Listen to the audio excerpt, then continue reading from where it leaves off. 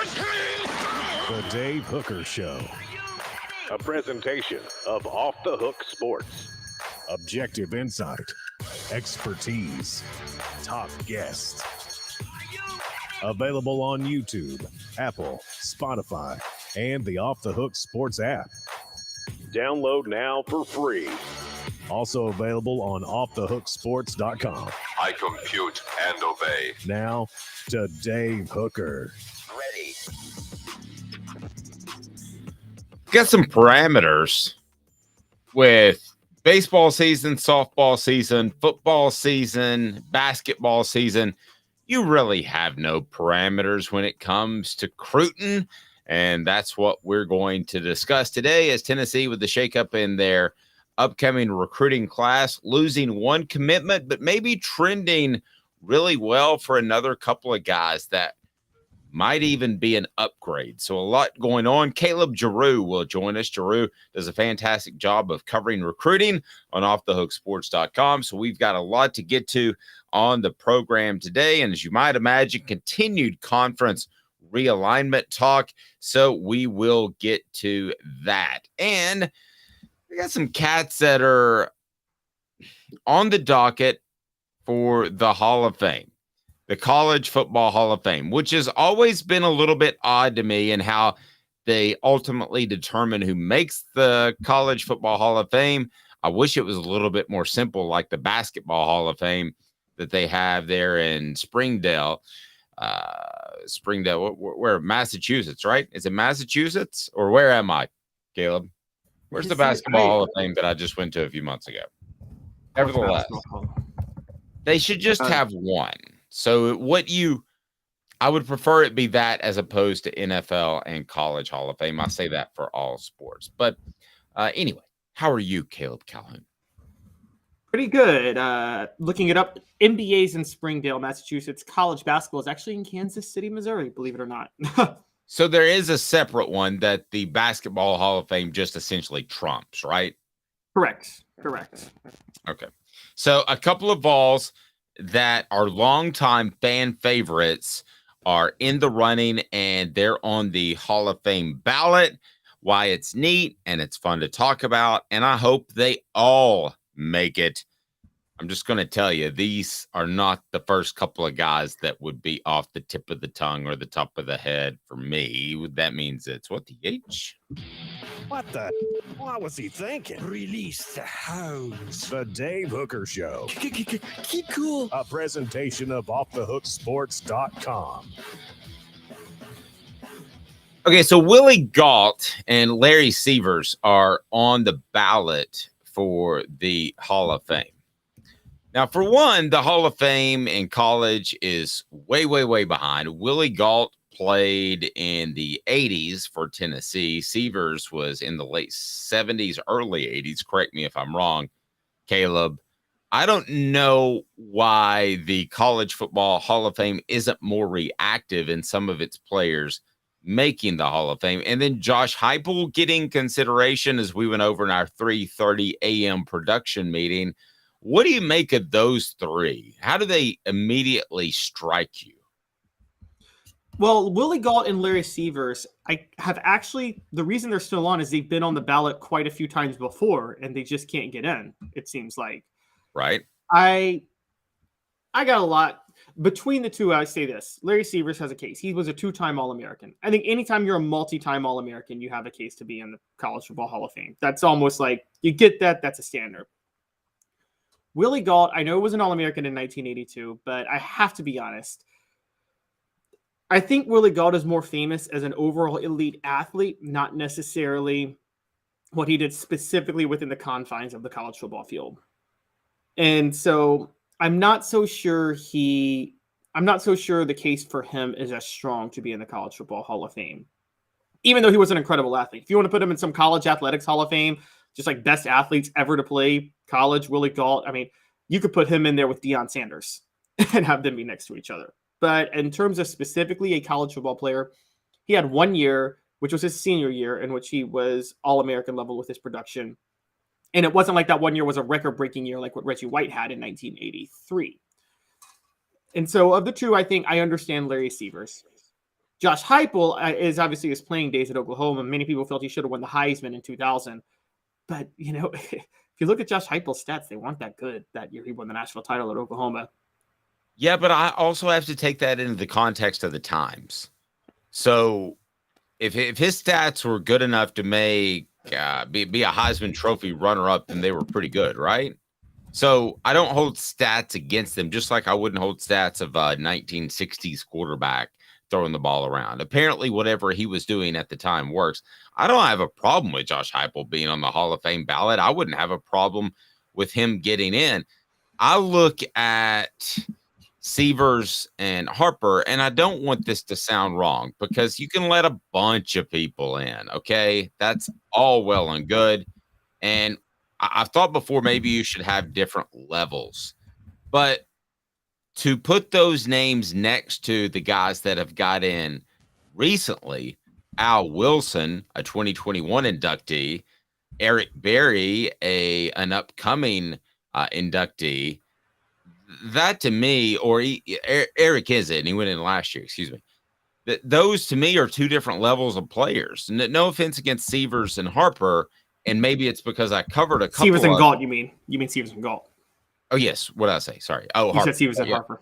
Galt. And I just to me, those are two different levels of athletes. I mean, Al Wilson, if he plays quarterback, wins a Heisman Trophy. There's no question.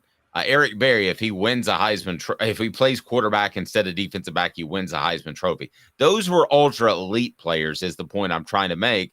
Where I think Galt and Severs were very, very good, and Heupel was very, very good. I just don't see them being of the same ilk. I'll throw in another name. I don't know how in the world we're not having a discussion of Deion Grant being in the College Football Hall of Fame. I would take them over every name I just mentioned, including Eric Berry. And you know how high I am on Eric Berry, okay? But I would even take Deion Grant over every single name we have mentioned other than Al Wilson on that group. I don't think Tennessee wins a national championship in 1998 without a Deion Grant that was able to be that safety net. I want to hear more from the message board as far as players you think should definitely be in. But to me, Deion Grant, as far as a college football player, now that's the parameters, right? We're not talking about the Basketball Hall of Fame that is all levels. To me, as far as a college football player, Deion Grant is right up there with changing the course of college football, just like Peyton Manning did. And Peyton Manning changed it because he went to Tennessee, and that led to great success at Tennessee because of the repercussions you had from what he was able to do. But I'm going to go ahead and tell you that if Deion Grant doesn't come to Tennessee and perhaps goes to Florida, as had been discussed based off a recent conversation I had with Deion, or stays in Georgia, that's changing what happened in the late 90s and perhaps beyond of SEC football. That's changing the course of what happened. I'm sure Peyton Manning would have done the same thing, but in Deion Grant, Cozy Coleman, and Jamal Lewis coming from Georgia to Tennessee, it changed the course of SEC football. There's no question. Dave, I'm going to say I think you're a victim of being so close to the program that you're relying a lot more on eye test, which I understand. And recency bias too, which is very fair. I didn't see, and I'm glad you went there because I didn't see Larry Severs play firsthand. Right. So I get what your point is with eye test, but okay, when you talk about like with the Hall of Fame, I don't think it goes with eye test. It goes with accomplishments to a certain degree. And okay, yes, Deion Grant did have 9 interceptions in a year. I think Chris White had 9 interceptions in 1985 too. I don't think anybody thinks Chris White should be in the College Football Hall of Fame. Agreed. And I think it's so Peyton Manning's in because Peyton Manning's in because of his 1997 season where he shattered offensive records and shattered every SEC offensive record at the time known to man. And that's what put him in the College Football Hall of Fame. Al Wilson's in the College Football Hall of Fame because of his leadership, not necessarily his stats as the leader of that 98 Tennessee team that won a national title. Mm-hmm. So I think we have to take accomplishments relative to the time. Larry Sears, now keep in mind, for those who don't know, in the late 1970s or mid 1970s, Tennessee was running the veer, meaning they weren't really throwing it all that much down the field. And Larry Sears in 1975 had 840 receiving yards, and then in 1976 had 737. That's unheard of for 1974 and 1975. The Crossville Comet, I'm with you. I'm not knocking him. I think he deserves to be in too. Okay, I'm not saying an either or thing. Okay, I don't know why you just don't relax the standards a little bit, because the Galts of the world deserve to be in. The Seavers deserve to be in. I don't know why they're not in already. And if they were in 5 to 10 years after they played, then you would be able to celebrate them with people that remembered them. A lot of our audience right now doesn't remember who Larry Seavers is. If I hadn't spent 25 years in this business, I might not either, because he's a little bit older than me. So bring them in. This is not, if you go to the if you go to the Basketball Hall of Fame, it is a huge, huge building that if they bring in a bunch more guys, they're going to have to build a wing. I'm not kidding. I mean, it's packed tight. But with the College Football Hall of Fame, goodness gracious, I mean, where is it even located? They just put up a bust. It's no big deal. They've got like 15,000 people in it. Just put more dudes in it. But what you're saying statistically is absolutely right. If you want to go Galt, if you want to go Larry Seavers, but changing the course of football in the SEC, that's what Deion Grant, Jamal Lewis, and Cozy Coleman did. We'd be talking about Georgia having another title, or maybe Florida, instead of Tennessee having a national title. Yeah, but I would argue Larry Seavers and Willie Galt changed the course in the SEC, particularly Willie Galt. But wide receiver U started with Larry Seavers in 75 and 76. And then majors came in. And the changing game for wide receiver U was actually, a lot of people don't know this, but Tennessee's 1982 upset of Alabama, where I believe it was Walt Harris was the offensive coordinator. Was that his name at the time? He and Majors, Harris, yep. They had sat down and realized that they were the ones to realize Alabama can't cover 3 receivers all game. So they went vertical in 1982, and no one saw that coming. And that's really what set it. That was with Willie Galt, and that set in motion Tennessee being wide receiver U. That also set in motion a school like Florida being willing to hire back Steve Spurrier in 1990. Because honestly, if it wasn't for Tennessee doing wide receiver U, the concept of a fun and gun would never have happened in the 90s, which totally changed the SEC in the future. But Tennessee started that under Majors, spreading the field. All right, on the message board, who would you have in the College Football Hall of Fame? Who would you have in immediately? And obviously, Heupel, Galt, and Seavers are up there, but I'm going to go ahead and throw in Deion Grant. I don't think Tennessee wins a championship. I think if obviously Al Wilson is the most important factor on that team, I think he is a strong second tier type of player. I'll go ahead and put Fred White in there, but definitely Deion Grant. Other players from that team, it was such a team effort that I don't know that you have other players from that team. Maybe T. Martin, but we'll go ahead and check and see if they're already in the College Football Hall of Fame, if you want to give us your thoughts. So the question I'll ask of you, Caleb, would you put Seavers, Galt, or Deion Grant? You've got only one vote. It's the Caleb Calhoun vote. Vote for Jamal Lewis. We'll get to that. It's the Caleb Calhoun vote. It's the Calhoun caveat is what it is. He gets to pick one guy a year that goes in amongst the group I give him. So we'll ask Caleb that. Brought to you by Andy Mason, AndyMasonRealEstate.com. He'll save you thousands, if not tens of thousands of dollars. AndyMasonRealEstate.com, over 40 years of experience in his office. AndyMasonRealEstate.com is phenomenal. Travis says, Galt, if you only get one vote between, now I'm including the 4 too. So I'm including Heupel, I'm including Galt, Seavers, and Deion Grant. And somebody says that Caleb will pick Butch Jones. He's not going to pick Butch Jones. I'll pick Derek Dooley, guys, obviously. Yes, he loves him some Dooley. Go to AndyMasonRealEstate.com. So who are you picking among the group that we have? I think it's actually pretty easy for me. I have a rule. If you're a 2-time All-American, you're automatically in. Larry Severs is a 2-time All-American. If you do that, being an All-American 1 year, a lot of people can do. He did it twice. He's in. And by the way, there are people that What was belong in the Deion Hall- Grant? Was he was a one-time All-American? Just one time, 99. Okay, yeah. who had the bigger impact on Tennessee's football program, Larry Severs or Deion Grant? Okay, if you speak just from the vacuum of Tennessee football, Look at you on the sidetrack. field, Yeah, okay. on the field, probably Deion Grant. I mean, the dude had, again, he's the reason Tennessee wins a national title. Larry Severs was through a really bad period of Tennessee football history in the 70s. But, that's like saying, okay, T. Martin had a bigger impact on Tennessee, I would say, than Casey Clausen, but I think we both agree Casey was probably a better quarterback. Wow, that's a different conversation for another day, because I think they let Casey do everything once he was healthy. I don't think they let T. Martin do half of what he was capable. All right, crazier comparison. See, the whole doing, having a bigger impact. We both agree that Heath Shuler had a bigger long-term impact on Tennessee than Peyton Manning. But Peyton Manning was better. And he belongs in the Hall of Fame over Heath Shuler, if you have to pick between the two.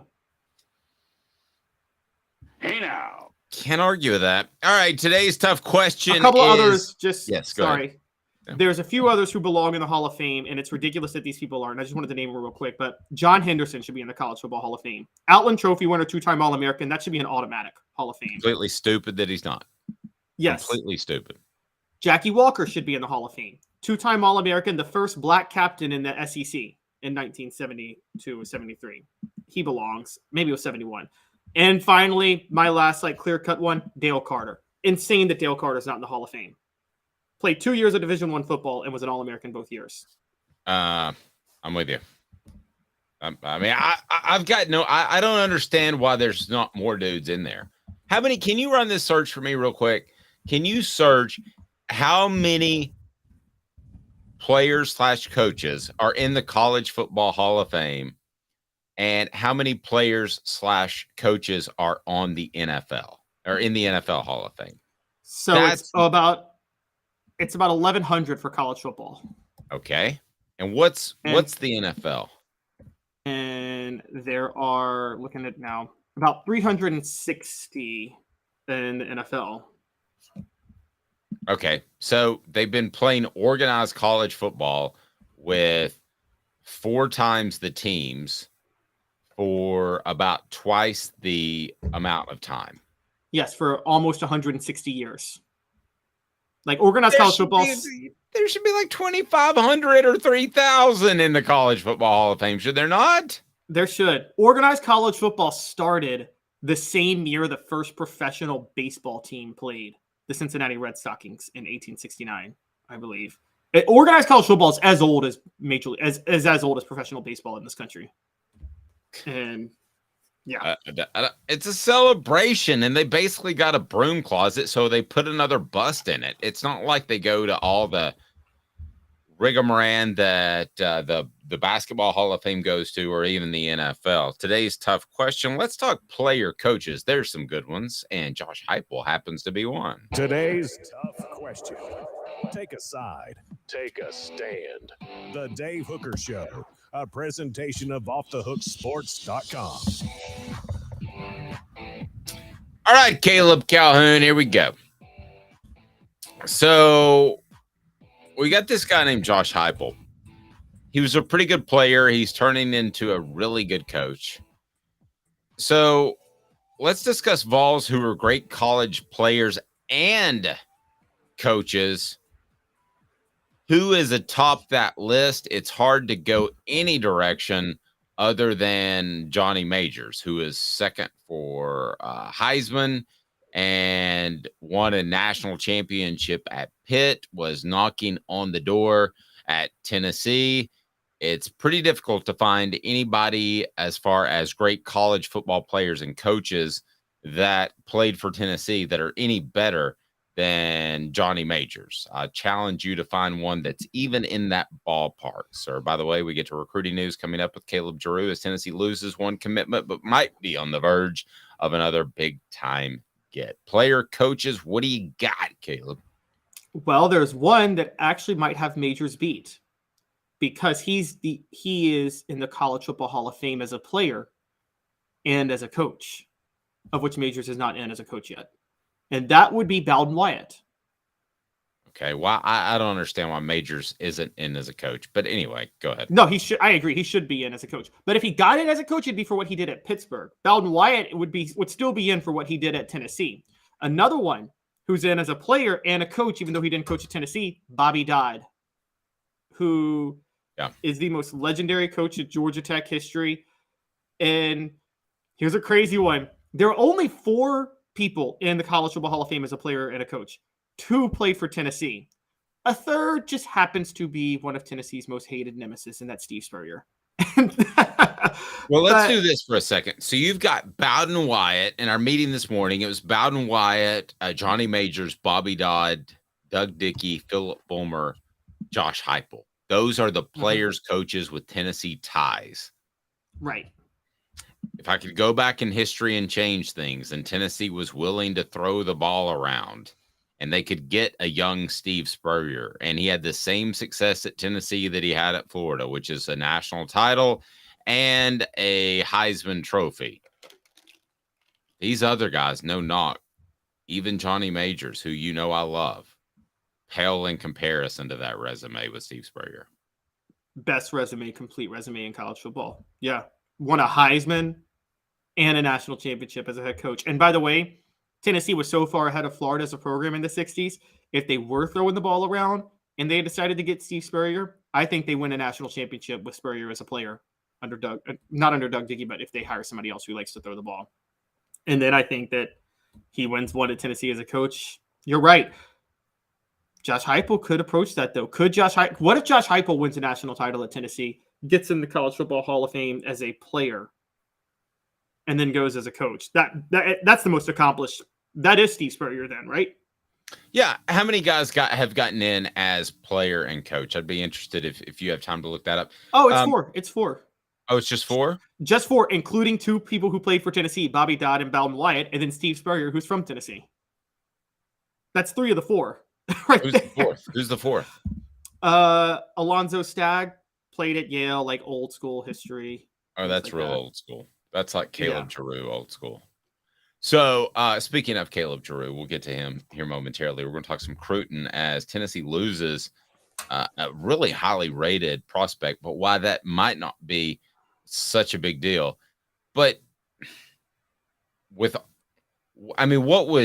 would Josh Heupel have to do? He'd have to win 3 national titles to supplant Steve Spurrier's entire career as a player coach, right? Because right now you have Steve Spurrier with a Heisman Trophy as a player, and you have him with a national championship and 5 SEC championships? 6. I mean, it would be 6. 6? Okay.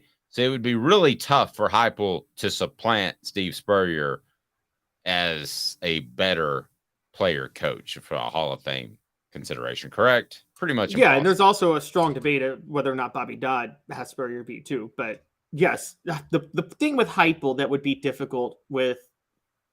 So what outweighs what? Heupel did finish second in the Heisman, not first like Spurrier did. But he did win a national championship at Oklahoma and went undefeated. Does that outweigh Spurrier winning the Heisman at a time when, like, again, we would all agree Heupel had more competition for the Heisman than Spurrier did? You know, it's funny. We could go back and forth over this. Winning a Heisman is a big deal. It would be a big deal in my voting. Winning a national championship as a player, not a coach, is not as big of a deal because it's a team sport. But that's true. But if you're the reason for the national championship.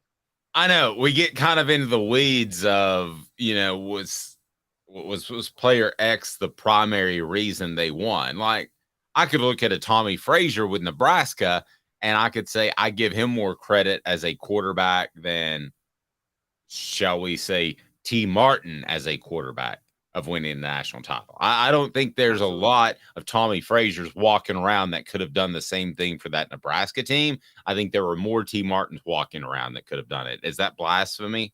No, that's not at all. I give Cam Newton more credit for his national title than every Alabama quarterback that's won a national title in the Saban era. Okay, let's get audio thoughts from the message board on what I just said. Well, let's play it actually so you can hear it. Why don't you shut the hell up? You suck.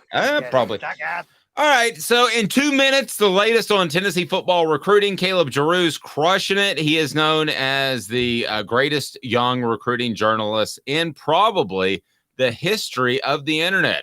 So 2 minutes, why this guy JT Harrell's not a monstrous loss and why Tennessee could be on the verge of getting not ghosted, but his name might have something to do with the ghost. Did you figure out where I'm going there, Caleb? Not What does a ghost. ghost say on? Boo. Boo. Sun, sand, and salt water, the beach is a very relaxing place. Unless you wear contacts. Ow! Open your eyes to the best the beach has to offer with LASIK vision correction from Campbell Cunningham Laser Center. Ah. Hi, Mike Davis here with City Heating and Air, reminding you to always dare to compare. Our team provides quality local heating and air service, installation, and maintenance across East Tennessee. We use only the best equipment like American Standard heating and air conditioning for your residential, new construction, or commercial needs. Honesty, dependability, and customer satisfaction have been the cornerstones of our business since 1961. City Heat and Air. Dare to compare.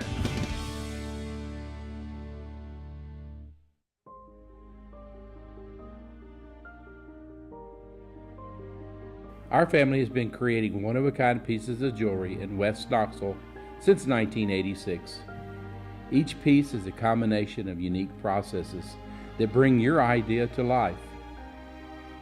Every day in our shop, a truly special item with a story all its own is being manufactured in our facility, bringing the history and family sentiment into a whole new generation of life.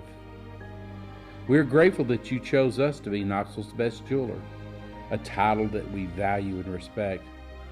Because to me, being a jeweler and owning a jewelry store are not the same thing. I'm Rick Terry. I'm a jeweler, and we want to be your jeweler. Kingston Pike and Campbell Station Road in the heart of Farragut, and downtown on Gay Street right next to the Tennessee Theater. When you want a hard cider that's easy to enjoy, one that's crafted to perfection, you need Tennessee Cider Company. Some say it's the signature cider of the South. Others say it's the cure to your craving. They all say you'll savor every sip. With a selection of ciders free to sample, all it takes is one taste. Visit tncidercompany.com for more information, as well as to shop our ciders and merchandise online. Thirsty yet? Doors open at 10 a.m.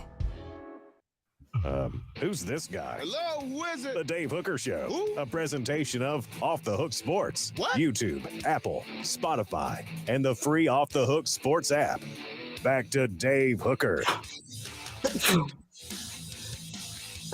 Sorry. Goodness gracious, what's going on, Caleb Calhoun? When I sneeze multiple times. You allergic to good content? Yep.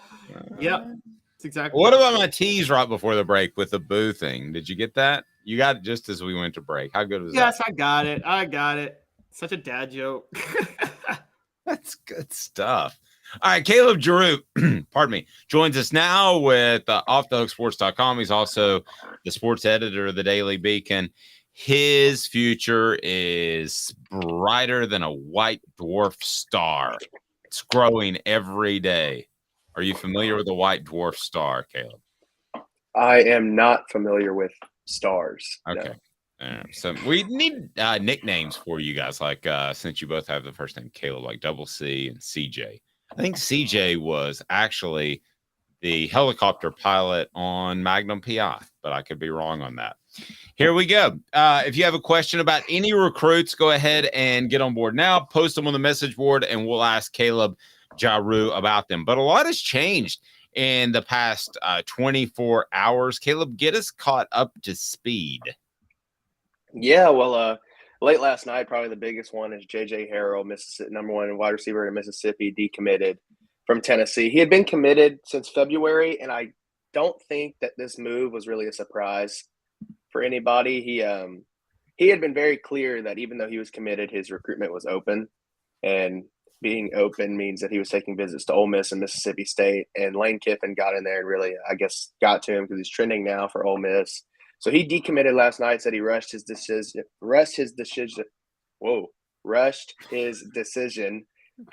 and that he was dealing with injury and he just had a bunch on his mind when he committed. So now he said he's 100% healthy and he's going to go into the recruiting process with a clear mind now.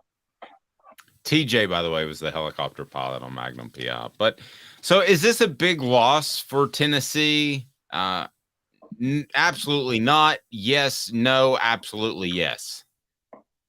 I would probably say no. The only thing, if he was a defensive back, my opinion would be different. But since he's a wide receiver and we know that Josh Heupel can recruit wide receivers pretty easily for this offense, I'd say that it's probably not as big of a loss. The only thing now is there's no room for error with recruiting the other wide receivers that Josh Heupel wants. You have to get your Mike Matthews, your Amari Jeffersons. There's no room for error now to lose one of those guys. Well, tell me about Mike Matthews, a 5-star guy, and then Amari Jefferson, a Chattanooga native. What do you think of Tennessee's chances in replacing the Harrell vacancy with him? Or did Tennessee perhaps trade up purposefully? Well, I don't think Tennessee traded up personally. I know there were some talks that Harrell was kind of upset that Tennessee was recruiting other wide receivers. He wanted to be one of the only guys or like one of two. So I think it was more on his side more than Tennessee's. But I do think Amari Jefferson is probably their sure bet at wide receiver right now. He's committed to Tennessee for baseball. So he obviously likes Tennessee enough to commit for one sport. Now it's just a matter of if he wants to play football, which recently his football attention has kind of outweighed the baseball attention he had before. Like you said, he's an in-state guy from Chattanooga. I don't see how he doesn't end up at Tennessee. That would be a very big loss for them. And then talking about Mike Matthews, he's a Georgia guy who's probably leaning Tennessee at this point. He's gotten a lot of attention from Clemson and USC as well. Georgia and Alabama are in the mix, but it seems like he's leaning more towards a Clemson or a Tennessee type school. And he'll be taking he's a two-way guy, but he'll be a wide receiver at Tennessee. And he was at the Alabama game in the fall. So he got really the full Neyland Stadium experience at its best, I would say. So I feel like they're in a good position for both of those guys. I'd say if I had to put money on it, I'd say Amari Jefferson over Mike Matthews. But Mike Matthews has quickly trended to be one of the top receivers on Tennessee's board. Let's get to Caleb Calhoun, the double C from the CJ, and if he has any thoughts. But I think one of the things that you brought up briefly that I wanted to touch base on, if they lose Harrell and they pick up Jefferson and or Matthews, this is not a step in the wrong direction, especially with Matthews. And then Jefferson probably doesn't have quite the size that you would love at every receiver position, but neither does Squirrel White. So they can excel in that slot position. So that's, I think he's about 6'1", 180. Correct me if I'm wrong. So I think he would kind of fit into that position. But Caleb, Calhoun, I'm sorry.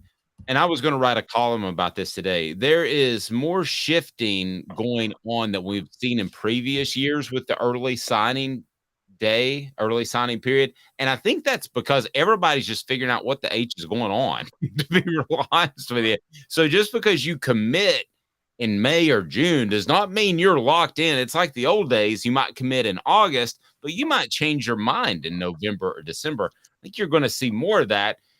Not to get sidetracked, but that's why you don't need to be ripping prospects on social media, Tennessee fans. Just going to go ahead and tell you that because they could end up considering your school once again. Double C, take it where you need to. Yeah, and even if they don't consider your school this year, they could consider your school after they're at the other school because of the as a transfer. That's a great point. Okay, yes. You just made my column even better. Go ahead. And I'm, also, and this is fans of every college football fan base, you don't have a right to these prospects. They're making a tough decision all the time. Look, Harrell, do I think this was a smart decision? No, I don't think it's smart to run from playing time. I think you embrace your chance to start at Tennessee because if you can get into the rotation, Heupel's going to turn you into an NFL draft pick as a wide receiver more than any other school. But so I understand breaking things down from that nature. But yes, I've never been the biggest fan of the way schools sometimes or fan bases go at some of these recruits. I will say that, Jarreau, we're talking about receivers. Dave wrote a column last week, and I we've talked about it last week too on the show about just how crucial this is of a recruiting month for Heupel. I think we all agree that it's crucial in terms of what he can get beyond just the skills the positions he excels at, quarterback, receiver. Like he needs to start loading up in the trenches at defensive back. Regardless of what happens here at receiver, are there reasons to be concerned or excited that June could be a big month for him in the trenches and on defense in general? Well, I would say excited, like Dave joked about earlier with Boo Carter. He's committing on June 17th, so he'll be this month, and at Tennessee, he's going to be a defensive back, a secondary guy, defensive back or safety, and he's obviously been leaning Tennessee his whole recruitment. So I feel like for him, that'd be another big pickup. You strengthen your secondary. Now, as for defensive guys, obviously you just lost out on Sammy Brown yesterday as well. He ended up committing to Clemson. He was on campus for the 865 Live taking an official visit. Now, for him, I would correct me if I'm wrong. His mullet is still undecided. Hey, that fit right in Knoxville. Yeah, probably Panama City Beach where I'm vacationing. But anyway, go ahead. Yeah, so I wouldn't call him a loss. Tennessee took a big swing there, but I'm surprised he went to Clemson. I'm not surprised he didn't come to Tennessee. I thought he was going to be Georgia. And then yesterday we also had Cameron Fountain commit. He was a defensive lineman. Now it was very strange. I would call that a bigger loss than J.J. Harrell decommitting, just because Cameron Fountain was leaning Tennessee. He was just on campus, and then he went and committed to USC. That's one that I wouldn't be surprised if Tennessee does keep recruiting him heavily, even though he's committed to USC. His original commitment timeline was going to be early August, so before his school year started, he wanted to be committed. And so he obviously committed earlier than his timeline. I wouldn't be surprised if Tennessee keeps active there. There might be a flip, or even like Calhoun said, like down the road in 1 or 2 years, if Cameron Fountain doesn't like LA and wants to come to Knoxville in the transfer portal, then those relationships will already be there. So I think June, I don't know how many, with the new cycle and the way it works, I don't know how many commitments we'll have in June, but I think the official visits that Heupel and them are rolling out the orange carpet now for these big defensive prospects will pay off in the long run. So, Double C, what did you think about the fountain loss? As someone posted on board, someone turned the fountain off. That one, I'm with Jarreau. That one shocked me. But again, edge is actually one spot on defense where it's like receiver, where I don't think Tennessee is hurting at edge long term. I think where they're hurting more is offensive line, specifically in the middle at defensive tackle, and then the rest of the defense. But actually, edge is, they got Joshua Joseph, James Pierce. They got guys for the future. So I think they're actually going to be okay at edge. And I think that might have been what pushed him away. Is it a red flag, curiously, and I'll ask either of you guys this, is it a red flag that Tennessee has suffered multiple decommits at wide receiver with this 2024 class? Because don't forget, Mazio Bennett decommitted back in 2022 and went to South Carolina. Was Mazio Bennett or was the other South Carolina guy? No, you're right. But I think I have a theory on this. I have a theory on this after you, Jarreau. I really do. I was going to say with both of these guys, it's kind of like Tennessee was in there early, but they always wanted to be at their in-state schools. So I don't think if Alabama offered Mazio Bennett, if he would leave South Carolina, just because he grew up South Carolina fan, he's from around the area. Like, I just think he was going to be South Carolina, and it just took Shane Beamer, for some reason, an unknown amount of time to figure out that he had a 4 or 5 star wide receiver 30 minutes down the road.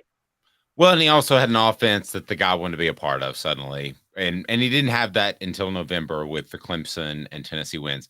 So here are my other thoughts. I think Tennessee is adapting at receiver. And it's the way that I've exactly said the whole time that they have to adapt. They have to go toe-to-toe with the big cats, right? So, Jarreau, tell me if I'm wrong. Your boots on the ground, all right? My thinking is that with the receiver, we're starting to see this happen, that Tennessee may have been in early, Harrell's an example, of a guy, and then suddenly they realize they can go toe-to-toe with some Georgias and Alabamas and Southern Californias of the world and win those battles. I'm not saying they told Harrell to go away, but I do think there feels like to me, and from what I hear, a mindset of they can go in and they can land the top receivers in the country based off what they have done. You'll eventually see this happen in other positions, but right now they can be picky at receiver. Mr. Jones stole that from me on the message board. Yeah, I mean, I think that's exactly where they are. They have leverage at receiver. Not sure they have leverage at other positions yet, but they have leverage at receiver. Yeah, and I agree. It's no longer throwing offers at and seeing what sticks. It's now like, hey, we can pick which guys fit our system, and you see it a little more on the defensive side, especially early on in Heupel's time at Tennessee. They were just throwing out all these offers and seeing like what they can get, just trying to build depth, build a roster. And now you see Tim Banks and the defensive staff taking more of a approach where like, hey, they really liked Cameron Fountain's build and that he was a downhill rusher and could be aggressive in their system. So they went after him versus just going after whatever edge was available on the market. So I agree. And I said it earlier with the J.J. Harrell decommitment. Wide receiver is probably the last position we should worry about for Josh Heupel's offense, because like we've said in the past, like if for some reason they miss out on every wide receiver in this class, which obviously would not be good, but if they did, then they can just go in the transfer portal and get proven guys like they did with Dante Thornton and still have depth. Yep. Absolutely agree. How about some 4 downs, double C and CJ? Can I make that a thing? Well, actually, my first name is John, so it could be JC and CJ. JC and CJ. Let's make it confusing as humanly possible. 4 downs brought to you today. Talking Cruton brought to you by Craft Treats. Go to crafttreats.com. 4 downs. 4 questions. 4 answers. The Dave Hooker Show. 4 downs. A presentation of offthehooksports.com. All right. So to give you some historic reference, scale of 1 to 10. 1 is when Phil Sims' son, what's his name again, Calhoun? Chris Sims. When he decided not to go to UT and then blamed it on racial segregation within the team, it was the worst non-commitment in the history of Tennessee football. That's a 1 in terms of bad losses. A 10 in terms of great gets is Peyton Manning or Heath Shuler because of the way they can affect your recruiting moving forward. So scale of 1 to 10, losing Sammy Brown is Caleb Jarreau? Yeah, I'd say a 3 or 4, just because he was not favored to come to Tennessee. Obviously, he did like Tennessee, and he said he enjoyed meeting with the defensive staff. So kind of, and we're still early on in Heupel's tenure. You got to think like they were probably the 3rd school. He committed to Clemson, so that'd be 1. Georgia was 2. I'd say Tennessee was probably 3 for him. Yes. So may pay in the long run, but honestly, from what I've been reading and what I was told, Sammy Brown going to Clemson, he just wanted to play. If you go to Georgia, you have to sit 1 or 2 years because they have the best linebackers in the country. Clemson, he liked the campus, he preyed on it, and he could play year 1. So, and we'll see what happens, but I don't think it's that big of a loss just because he was never assumed. That'd be like if Boo Carter didn't go to Tennessee, it'd be a massive loss. But Sammy Brown was not expected to come to Tennessee, so it's whatever. Okay, that leads me to 2nd down. What is Boo waiting for, and does he end up at Tennessee?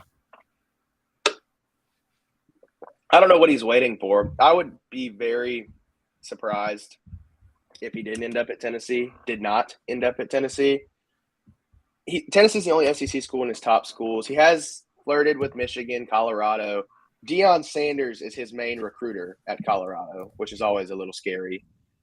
I think he's just a guy who's going to enjoy the process and get a lot of attention and probably build his NIL persona or his profile, I guess, with his big commitment and stuff like that. But I would be very surprised if he didn't end up at Tennessee. And if he didn't end up at Tennessee, we've seen him transfer 3 high schools. He might come back to Tennessee as a sophomore. That's true. He could transfer back with Sammy Brown's mullet. Caleb, I think he's enjoying the recruiting process. I think he is. I think he likes the attention. I think he ends up at Tennessee. I think if he were to go to Colorado, he would end up back at Tennessee a year later and transfer back. So I think Boo is eventually a ball. But I mean, whenever you I was going to say, whenever you get like a 5-star, 4-star like Boo is, like, why not enjoy the process if everybody in the country wants you? Yep. It's exactly what my son said. Go ahead. Bunch of free stuff. Yeah, take advantage of it. Bunch of free stuff. Jarreau, where I push back is on first down. I actually think it's a little bit higher of a loss. And the reason is because he committed to Clemson. And I've said from the start that key for Tennessee football going forward, there's not room for Tennessee and Clemson to exist as powerhouses in the same space. So when they have recruiting battles, Tennessee doesn't have to beat Georgia, but they can't lose to Clemson. And I think that's the only issue with Sammy Brown committing. I think Dabo accidentally got a commitment from Sammy Brown. Kind of fell in the right spot. Could be. Yeah. The thing I love most of all about his mullet is that it's more of a Kentucky waterfall mullet because it's curly and it's kind of got that going down the back of your head sort of look, like it's a waterfall that happens in Kentucky. That's what I like. No idea what you're referring to, Dave. Sorry. I didn't know the waterfalls are different. When you have a curly mullet, it looks like it's flowing down rocks. So it's a Kentucky waterfall. Our recruiting update in 4 downs brought to you by Craft Treats. Go to crafttreats.com. Use the promo code OFFTHEHOOK. Before I tell you who is the most important prospect from this past weekend, not named Boo, I want to remind you that you go to crafttreats.com and they have their chill pills with the CBD derivative that is awesome for your pet's digestive issues, social anxiety, or also arthritis as well. Crafttreats.com. Use the promo code OFFTHEHOOK. The promo code OFFTHEHOOK. All right. So who from this past weekend, this past little recruiting cycle that we've seen is Tennessee most likely to get not named Boo? We know that it's not going to be Sammy Brown, but out of this last little group that's shown interest in Tennessee in the past 7 to 10 days, what do you got? I'm going to take the low-hanging fruit and say Edwin Spillman out of Nashville. His brother plays for Tennessee. He's a guy who has told everybody he's going to enjoy the recruiting process, not let his brother being at Tennessee affect his decision. But he's still an in-state guy, still a Tennessee fan, and he spends a lot of time on campus, and he spends a lot of time with his brother, and he just is trending towards Tennessee. So I'll take the easy way out and say Spillman. All right. So last thing, typical Nashville kid who's going to boost Tennessee's recruiting rankings, but is not actually going to be that valuable on campus. Sorry, you hate said it. Nashville kids. Jalen Hurd soured me on Nashville kids. Jalen Hurd was a 5-star. How in the world was he a 5-star? Well, I mean, if you line him up with the I formation, he might have been a 5-star. Okay. He was just a terrible fit for what they were doing. Okay. Who from this past weekend would be the biggest get? Forget about leans. We know Sammy Brown is out of the conversation. At least I'm going to take him out of the conversation. Commitments are non-binding, but I'm moving him out. Who from the past weekend would be the biggest get? I'll say offensive tackle Daniel Calhoun. I'm not a big fan of Tennessee piling up 3-star offensive linemen. I understand, and Calhoun said it before, like that's a hard position to scout. Coach might see something that another coach doesn't, stuff like that. But you have to have size in the trenches and get true tested guys. And I mean, Daniel Calhoun, 6 foot, 6.5, 330 pounds. He has an official visit locked in with Tennessee already. He was here for the 865 live event, meeting other commits and learning why they committed. Jake Merklinger, the quarterback for the 24 class, the linemen who are already committed. He spent a ton of time with those guys and with Ellerby during the event. So I feel like Tennessee is in a very good spot with Calhoun and Daniel Calhoun. And the only thing is he also has official visits with Georgia, Texas, Alabama, and Auburn. So Tennessee has their work cut out for them there, but I think he would be a huge get physically and just for the class as a whole. Good stuff. What can we expect out of you on offthehooksports.com, Caleb Jarreau? Well, we'll see a little bit of 2026 quarterback action today. Oh, who we got 2026 quarterback action? Josiah Oxenride was camping with the Vols this past week, so talked to him a little bit, and Halsey seems to like him, so we'll see what he has to say. Yeah, it's time to move on. I mean, that one guy, Nico, he's had enough time. If he can't get it rolling, it's time to get out. Don't let Old the big news. orange door hit you on the rear headed out. That is recruiting, man. It's constantly churning. So let's start looking for the next great guy for the Vols. Great stuff as always. I think Calhoun, I'm going to take that. I'm going to take yours out of this past group. They need some 4- and 5-star offensive lineman cats. And right now, the mindset from within the program that I've been told is to develop these guys. Well, I mean, that's worked with Darnell Wright, got the right mindset. Cooper Mays grew into a fantastic all-SEC type of player, but that seems risky long-term. I think you want the guys that are coming out of high school benching 400 pounds. As you know, I just think that seems a little butchish to me. Butch Jones, no other reference. Caleb Jarreau, we look forward to it. Thank you as always, sir. All right, I'll see y'all later. Caleb Have a good one, Jarreau Jarreau. throwing hot heat. And Nick Saban is scared. That's what was discussed on the Paul Feinbaum show. So we'll discuss that, as apparently Nick Saban is just afraid and he needs help and he needs to be cuddled and held, and maybe a nice warm chicken noodle soup would benefit him because he's scared, according to one media outlet. Caleb, is Nick Saban scared? We'll discuss 2 minutes off Thug Sports. To own the more that owns every job, then get to Vassey Lawn and Garden in Cleveland and get you a Toro. I'm David Vassey, here to talk to you about Toro. With a Toro Zero Turn, you'll get more out of every minute and you'll reach the finish line faster. At Vassey's, we like to say, no matter if you're mowing 3 acres a week or 11 lawns a day, homeowners and business owners alike find confidence in equipment they can trust from top to bottom. Vassey Lawn and Garden, Highway 60 North in Cleveland. Man alive, it's worth the drive. Hi, Mike Davis here with City Heating and Air, reminding you to always dare to compare. Our team provides quality local heating and air service, installation, and maintenance across East Tennessee. We use only the best equipment like American Standard heating and air conditioning for your residential, new construction, or commercial needs. Honesty, dependability, and customer satisfaction have been the cornerstones of our business since 1961. City Heat and Air. Dare to compare.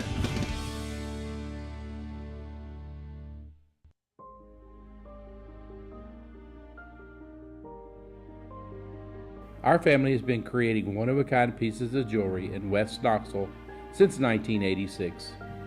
Each piece is a combination of unique processes that bring your idea to life.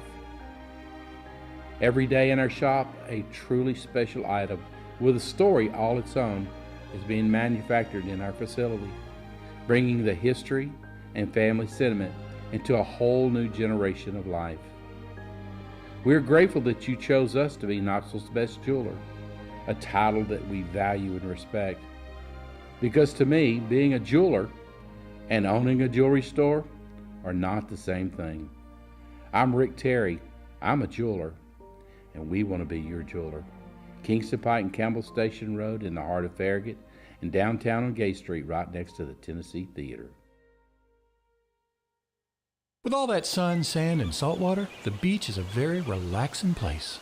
Unless you wear contacts. Ow! Open your eyes to the best the beach has to offer with LASIK vision correction from Campbell Cunningham Laser Center. Ah. Objective coverage. Hey, that's new. If we get caught, we're going to jail. The Dave Hooker Show, a presentation of Off the Hook Sports. YouTube, Apple, Spotify, and the free Off the Hook Sports app. I'm going to need to see some identification. Back to Dave Hooker.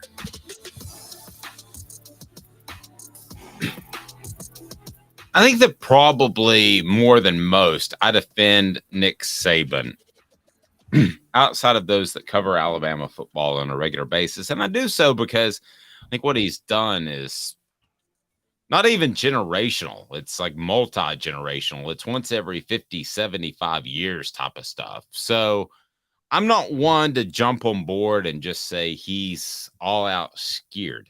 I don't say that lightly. and I want to discuss what SEC Mike Bratton, said on the Paul Feinbaum show. This was back on Friday, and this goes back to some scheduling issues, and it leads us into today's tough question. Today's tough question brought to you by Campbell, Cunningham, Taylor, and Hahn. Look, no glasses, no contacts. I got LASIK. It is time for today's tough question. Today's tough question.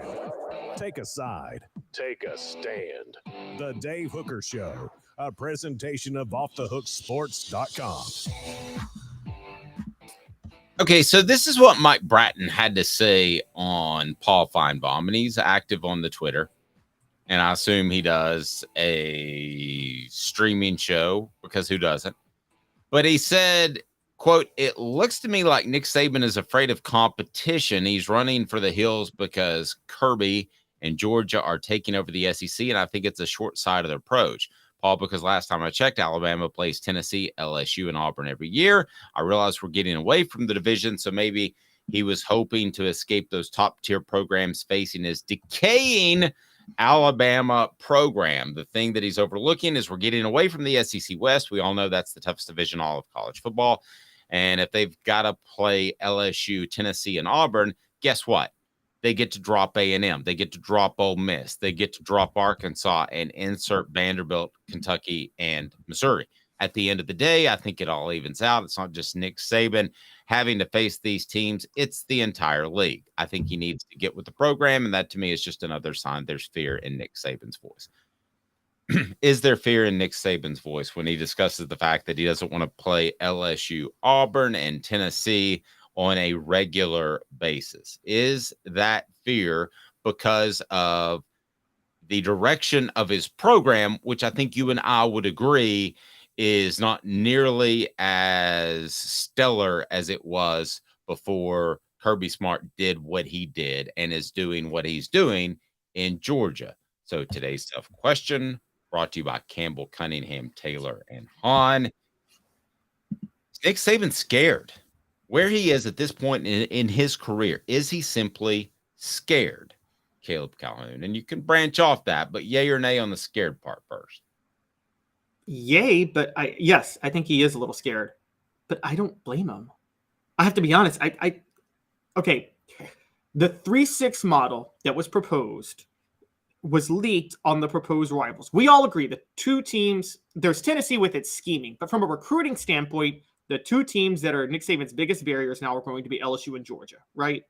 Mm-hmm. Like, I'm not sure Tennessee's going to, I don't think Tennessee's going to create a barrier ahead of Alabama ever. I just think that they could out-scheme Alabama and recruit close to their level. But Georgia and LSU are actually in their way recruiting-wise. Nick Saban is looking at Kirby Smart as competition. He's looking at the future. The leak was that Alabama would have to play Auburn, Tennessee, and LSU every year. Georgia would have to play Florida, Kentucky, and Auburn every year. By every metric, Georgia, which is already a better recruiting ground than Alabama, is going to have an easier SEC schedule than Alabama every single year with that slate. Agreed, but can I stop you on one thing? We're talking about long-term. We don't know that Brian Kelly will be at LSU. You and I both think so long-term. We don't know how the Hugh Freeze thing will work out at Auburn. I mean, the schedules change. I'm referencing an Alabama potential annual opponent and a Georgia annual opponent. I think all of these things change. There were times where Tennessee would have liked to have kept Alabama on the schedule because they were dominating Alabama, right? They would not like Georgia on the schedule now, but there was times when they would because they were dominating Georgia. So I think things change, and I think there's a natural ebb and flow, and I wouldn't make these decisions too hastily if I'm an athletic department or if I'm Nick Saban. I think you're right. I think Nick Saban has a tougher row to hoe with the three you mentioned and the three that Georgia mentioned. But Florida is going to be back. Kentucky is going to be. No, they're not. Well, I think at some point, whether or not, I mean, I just don't think they'll be average. It may not. It may be after Billy Napier's gone, but I'm thinking if Kirby Smart's going to be there for a decade. Okay, so at some point, Florida is going to be relevant again, right? you would think. Look, Florida's an overrated job. I'm going to say that now. It's an overrated job because you're competing with Florida State and Miami and now even UCF in recruiting. So even though there's a lot of talent in the Sunshine State, there's so much competition for that talent. So I don't think getting back to I'm going to answer the question because I asked you to. So to be fair, I do not think that Nick Saban is scared. I think that he is planning forward, and I think he's planning for planning forward for the day that he's not going to be around. Okay, so that may be 3, 4, 5 years. And whoever replaces him is probably not going to be as good of a coach. So then they have to play Auburn, LSU, and Tennessee every year. I don't think he's scared per se. I think he would like it to be a little bit easier because I think when he views it realistically, he's probably got one championship left in him, maybe 2. I bet if I put the over under at 1.5, you would take the under, right? Yeah, I would take the under. Yeah, I mean, arguably, if I put it at 1/2, you might take the under. I take the over then. Alabama's recruiting class this year is on a tear. So okay, so we're on the same page. So he squeaks out one more over the next 5 years.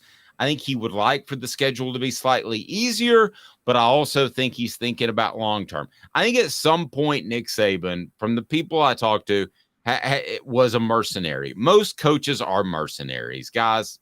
I think you have something unusual if you're a Tennessee fan right now. I think Josh Heupel likes being around Tennessee, appreciates the fact that they took a chance on him, and he's not a mercenary coach, but I say that with very, very little conviction, okay? Because I think most coaches are mercenary coaches. Would you agree with that, Caleb? Absolutely, they're mercenary coaches. Yeah. I mean, I think there are Tom Osborne's and there are Philip Fulmers who have ties to their school and they want to stay there forever. I think Nick Saban has turned into that after Texas made a run and he said, no, I want to stay at Alabama. I think that he's gotten involved with, there were the tornado issues. He's gotten involved with helping the town of Tuscaloosa and the Alabama area. I think his wife's very involved. So I don't think he's scared for himself. I think he looks forward and says, if I'm an A+ coach and Alabama just gets a B coach, that he's going to struggle with those 3 permanent opponents. I don't think he's scared for him. I think he's scared for the future of Alabama football. And I give him a ton of credit because I don't think most coaches care what happens to their school after they're gone. I think that Florida could have been hit with a nuclear bomb after Urban Meyer left, and he wouldn't have cared at all. I think Nick Saban cares. So I don't think he's scared, but I think he's well thought out for the future. I hope I'm not sidestepping the question, Caleb. What do you think? No, I agree. I think Saban is reaching a level of his life where his legacy of his success is established. And I think he's looking at what's left after me. So I think Nick Saban, for instance, is very proud of his coaching tree. He has every right. He should be proud of Kirby Smart and people like that. I think the last step to Nick Saban cementing his legacy is making sure Alabama doesn't have what happened to it after Bear Bryant retired, which is, as we know, Alabama had no real plan for 30 years after that. They did get a national title in 92 with Gene Stallings. It was suspicious. Seemed like there was a lot of low-key cheating going on during that time period with Alabama. But I do think that Saban wants to make sure that doesn't happen to Alabama again. And he knows, unlike LSU or Georgia, Alabama's not just immune to any head coach. Alabama it's a top 10 program, but it's a second-tier program, which is to say that to be a national title program, there has to be some good coaching there. You can't just plug some old jock gym teacher in as head of the program and win a national title at Alabama. No, and look at what Travis says. 2024 is his last year. I don't think that's the case, but it might be. But then I think Travis encapsulates a lot of SEC fans thinking when he says, I'm here for it. I hope Alabama burns to the ground. Well, I think a lot of people think that. And I think that Nick Saban thinks that there's a real possibility of that being the case, because who were the natural coaches to step in? Mario Cristobal who I like a little bit more than you, but I don't think it's a natural. Yeah, I'm laughing. Hey, I'm laughing that you yeah, said that. you're not a crystal ball guy, and that's fine. The guy at suddenly his name escapes me. Michigan State. We thought Mel Tucker. Mel Tucker. We thought at one point after 2 seasons ago that he was the guy that could step in, and whenever Nick Saban retired, all of these names I could go on and on. Alabama fans think they can get Dabo away from Clemson because he went there. They can't. Clemson. Dabo's got the sweetest gig possible right now. Well, okay, so as a matter of fact, let me take that a step further. So maybe they could have gotten Dabo 5 to 7 years ago. I would debate that, but they certainly can't now. Okay, I don't think there's any way they get him now. They also aren't going to get Kirby Smart, who has Alabama ties but played for Georgia. So who's the successor to keep this even at a championship level? I don't know who that guy is. They could go hire a Tucker. Pruitt, yeah, they could go hire a Tucker or a Cristobal. And I know that for a fact that both of those guys were really high up on Alabama's list if Nick Saban decided to retire. I know that for a fact. But I don't think they're that high up there now. So Nick Saban may not be scared about his future. He may squeeze out another championship.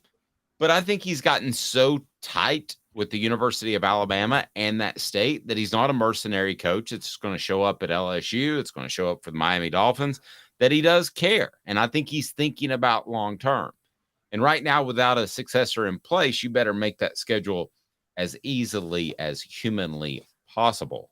And neither of his coordinators this year we believe in as head coaches long term. I mean, Tommy Rees, I'm not a believer in from Notre Dame, but also Kevin Steele. Kevin Steele is not head coach material. He's just not. So no, those weren't even in my thinking. What about Lane Kiffin? Lane Kiffin coming from Ole Miss over to Alabama when Saban retires. Now that would be something to watch. I specifically asked that question with people that have knowledge of the athletic department, and that's just not a thing. It's not even Alabama would not.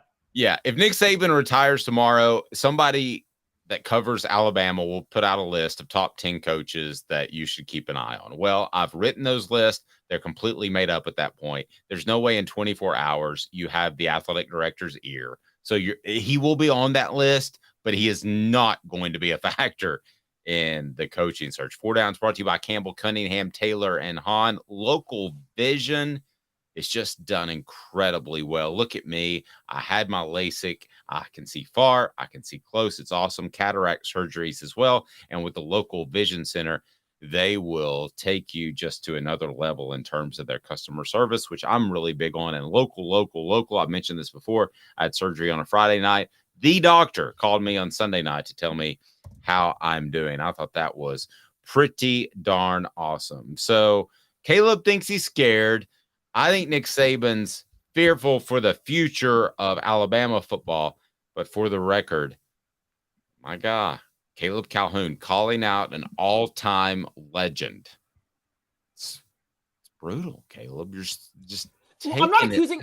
He's scared, but I'm not accusing him of running. Like Urban Meyer got scared and ran. He bolted Florida, and you will not convince me otherwise that he bolted the minute he realized Alabama was going to be his way in the future. I don't think Nick Saban would do that. It's very true. All right, so let's talk some conference realignment. Colorado, Arizona to the Big 12. Let's think macro, big picture. Can there be 3 big conferences for the long term or just 2? I think you and I both agreed that the Big 10 and the SEC would be like the AL-NL in baseball. Nowadays, you've got the Big 12 that's not going away. And if they pick up Colorado and Arizona, it's significant gets in terms of they're somewhat regional, but they're also good TV markets. So can there be 3 big conferences for the long term or just 2? How does that shake out? What's better for the SEC? What's better for the SEC members? Your thoughts? Because the Big 12, credit them. They are putting up a fight. They are. I think there's room for 3 now because I think both the SEC and the Big 10 have gotten caught making some missteps the past year or 2. And I think we're seeing that now. We're seeing that Greg Sankey I've questioned Greg Sankey's leadership to a certain degree. And I'm definitely questioning what Kevin Warren did with the Big 10 signing contracts and not realizing there were stipulations that would violate the contracts he signed with the TV networks. And I think the Big 12, the Big 12 is their new commissioner. I forget, he was a former sports agent, right? And he is very forward thinking. He understands that he has a lesser product to sell. And his commitment is to making the product more entertaining in other ways because of that. That's why they're going to try some things that aren't going to work. But the fact that they're trying tells me that he's trying to think creatively. I don't think the football games in Mexico is going to work. I don't. I applaud the effort, quite honestly. And I think you're seeing with the Big 12 a more aggressive effort to not just go for the bigger brands, not just rest on the laurels, but to say, okay, how do we make the brands we have, how do we make them more entertaining in a certain way? And I think that actually is going to play well in the future. Will we see, whether it's the Big 12 or whatever remains out of the Pac-12 10-8, will we see somebody do goofy stuff like the XFL? I was wondering this last night during a battle of insomnia before our 3:30 a.m. production meeting. Will we see anybody try goofy stuff? Will we see somebody why not? I mean, there's no NCAA. So what if one of the changes I liked with this XFL and other things that they did is, instead of the onside kick, since you really don't have an onside kick anymore because the rules on kickoffs, one of the things that I did like is you have to convert a 4th and 15 from your own 30 as a possible way to get an extra possession. Could we see the Big 12 or the Pac-10, 8-6, 14-12, whatever the heck they end up being? Could we see somebody do something goofy, kind of like, this is before your time, but ABA style? The ABA had the three-pointer. The ABA had other things. They had the pretty ball. They had all this other stuff that made them more exciting and made them relevant and eventually got them included into NBA expansion. Could we see any of that from a Big 12 or Pac whatever? Well, at this point, let's be clear, it's a Big 12. If Colorado and Arizona join the Big 12, Pac-12 is dead. They can't get a TV deal now. Right. But if they somehow cobbled things together, would it be in their best interest, or would it seem circus silly? Some of it will be circus silly, but some of it will work. I think there's going to be some creative ideas that will work. Now, look, I'll be honest. Some things will seem like good ideas at the time that were terrible ideas. When the XFL started and they had the whole place the ball at midfield and two players had to fight over it, I actually loved that idea until a season-ending injury happened. Yeah, but it only took like the first weekend. A guy dislocated the shoulder.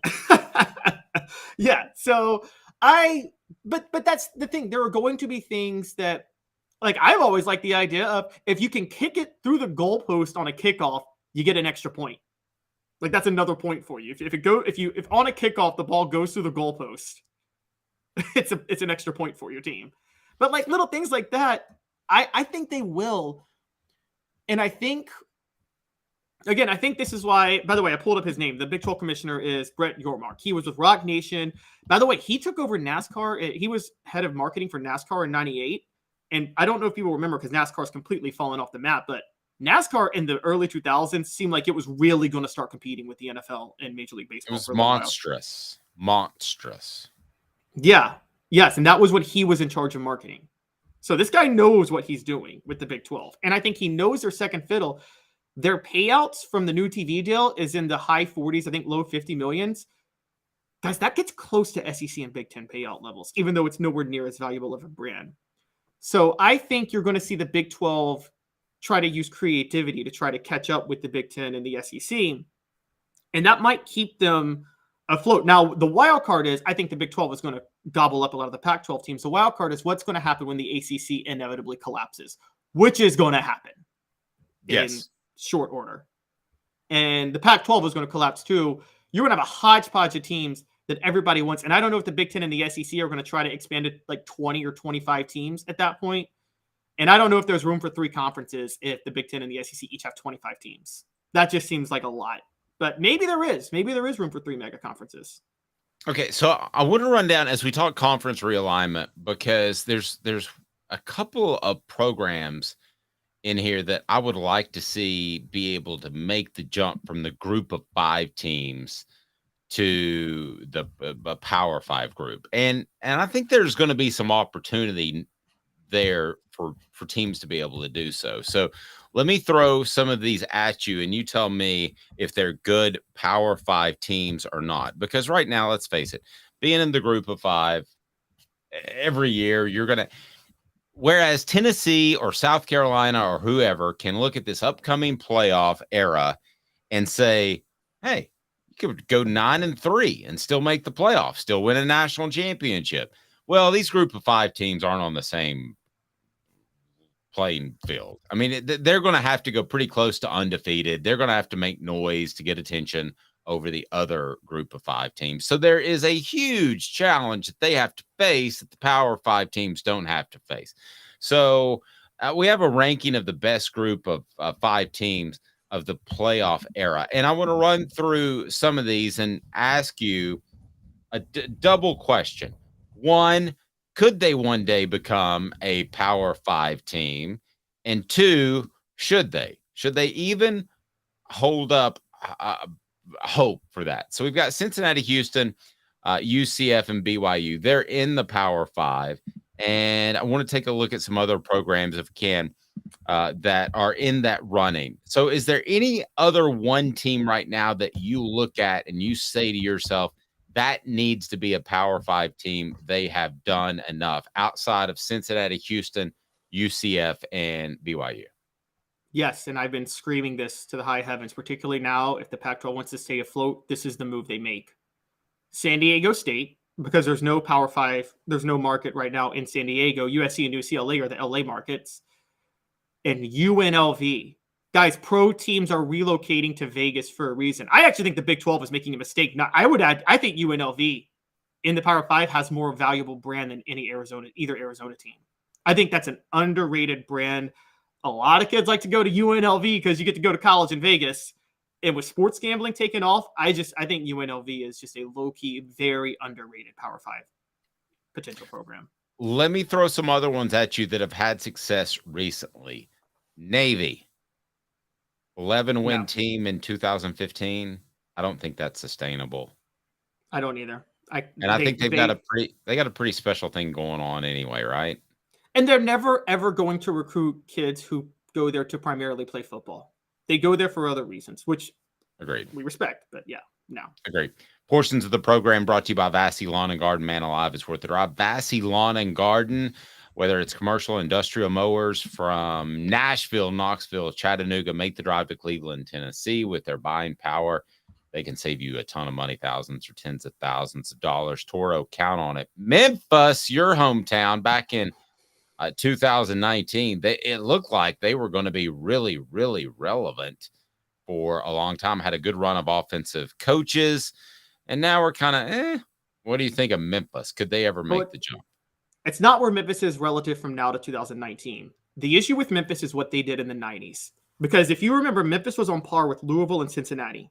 Well, Louisville and Cincinnati, even though all 3 were basketball schools, but you know this, Louisville with hiring Howard Schnellenberger. Louisville had a 25-year plan to become a football school first. And they spent a lot of time and effort doing that. And so did Cincinnati. Memphis decided, I kid you not, this was R.C. Johnson, the incredibly stupid athletic director from the time, said, we're going to be a basketball school first. And the way we'll get our football revenue is we'll schedule these games against all these other SEC teams who have fan bases in Memphis. So then we can have people come to the games when they play Memphis, but we don't really care about football. And then in the 2010s, they decided to invest in football. But guess what? It's too late because you have these other programs, Houston, Louisville, Cincinnati, who have been investing in football for 25, 30 years now and are way ahead of the curve. So I think because of that, I don't think Memphis can make the jump now. I think they were way too late to the party. Not fair. Western Michigan, good season in 2016. You stop me when you think this should be a Power 5 team. And as far as other programs, Coastal Carolina? No. Just being good at the group of 5 level is not enough to be Power 5. You have to prove that you have resources that make you sustainable and bring in revenue at the Power 5 level. Coastal Carolina and Western Michigan aren't going to ever be that. Ever. That's never going to happen. So if we come to the point where it's just not going to happen, if you're a Power 5 team, you're not going to make the jump. We've seen the Cincinnati's, Houston's, UCFs, and BYU, they've made it. Are we at the point? I mean, the train is leaving the station as far as conference realignment, and it's leaving dad blame fast. And I don't know that you can get on board at this point in the game as of early June 2023. I think there are 5 schools that can. There are 6 schools, I think, that can maybe more, maybe 7, that could roughly get in there. I mentioned San Diego State and UNLV. I think Colorado State's an underrated brand. I mean, I know Colorado's there, but Colorado State's actually a really underrated brand for its level. Sure. And then east of the Mississippi, it's a TV market. So South Florida, UCF's already there. USF could be there because they're in Tampa. Temple, UConn, even though UConn has been vacillating, and then after that, I will say Memphis and Tulane, because the Memphis market and the New Orleans markets are valuable markets, and somebody might be interested in those.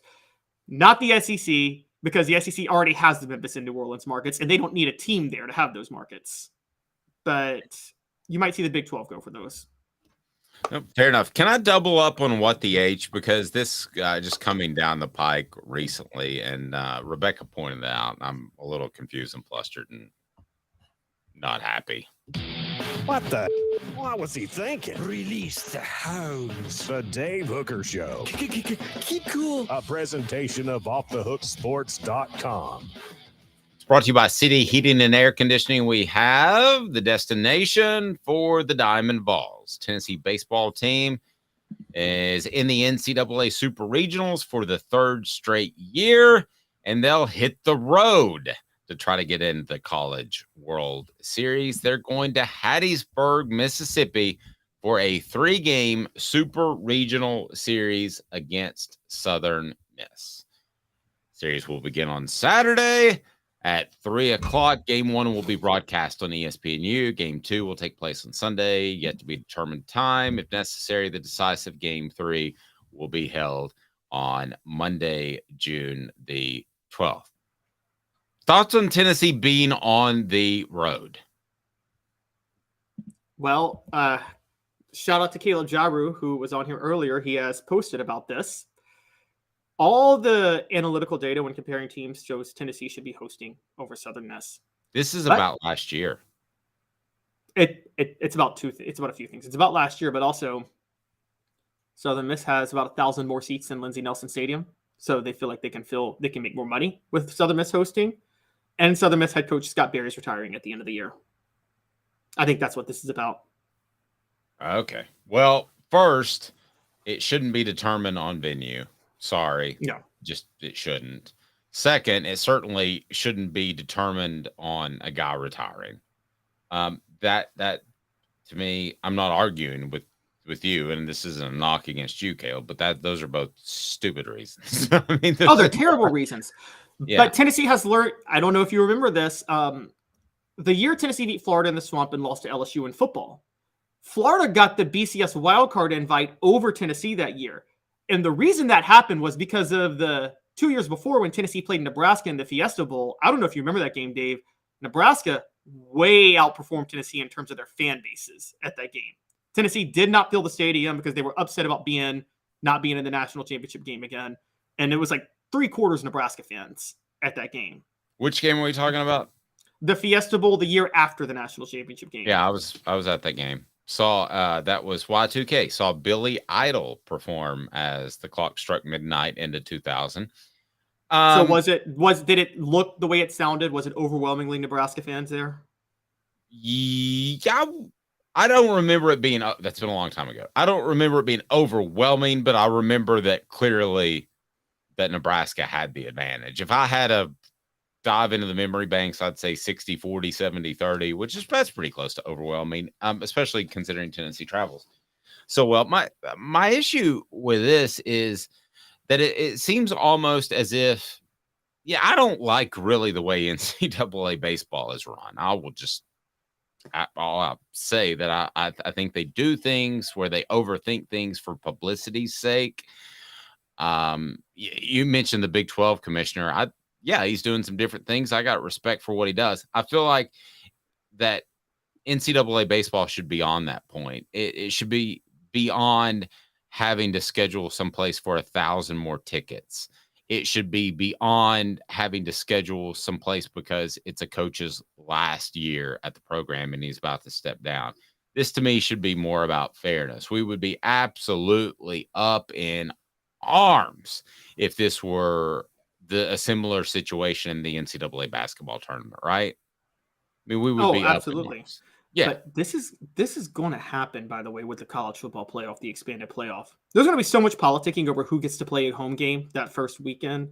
It's a great point, because would you rather let's say Tennessee and Cincinnati are, just for instance, the matchup. Would you rather have a home game at Neyland Stadium or a home game at Cincinnati? Yeah, so that's it would going be to at happen. Neyland. Yeah, and it's going to benefit Tennessee and the big SEC schools more than not. But in this particular case with baseball, it doesn't benefit Tennessee. As a matter of fact, it hurts Tennessee. And I think that's incredibly disappointing. I'm okay with a little politicking in football because I do believe that the better team wins in football. Curious if you agree with this. More times than any other sport. The better team wins in football more than any other sport. Right? Yes, there's less randomness in football than any other sport by far. Yep. Right. You don't get a dominant goalie. You don't get a dominant pitcher. You don't get a hot 3-point shooting team in other sports. Hockey, baseball, and hockey is random in general. Yeah, one guy can get hot in the Stanley Cup playoffs at goalie, and it's over. I mean, they could even sweep. So but to me, this is still a factor. It's a huge factor in baseball. I think that having the fans on your side is a big factor. And if Southern Miss ends up winning the series, kudos to them. But you're not going to be able to tell me at the end of the day it wasn't partly because it was at home. Yeah. Well, and I get people would say how Tennessee behaved last year. The morality of it maybe made the committee want Southern Miss to host. The only reason I don't buy that as much is that from a morality perspective, Southern Miss may be the most unpopular school in the nation right now. I mean, this is the school that stole welfare money in Mississippi to build a volleyball stadium on behalf of Brett Favre. Yeah, I think Brett Favre was a part of that as well. To me, I mean, I'm not going to sit here and tell you that I'm a college football phenom, that I know, college baseball expert. Maybe Southern Miss is a great place to have a game. Tennessee, I know, is a great place to have a game based off what we saw last year, right? I mean, all eyes were on that Notre Dame series. True. I agree. It's a much better place. But, again, I mean, look, we know this. Lindsey Nelson is about to undergo some renovations, right? Because they need new work done. And maybe Southern Miss is just in... I mean, again, when you're stealing from the state's welfare funds, you could probably build some nice stadiums. So maybe the baseball stadium was nicer too.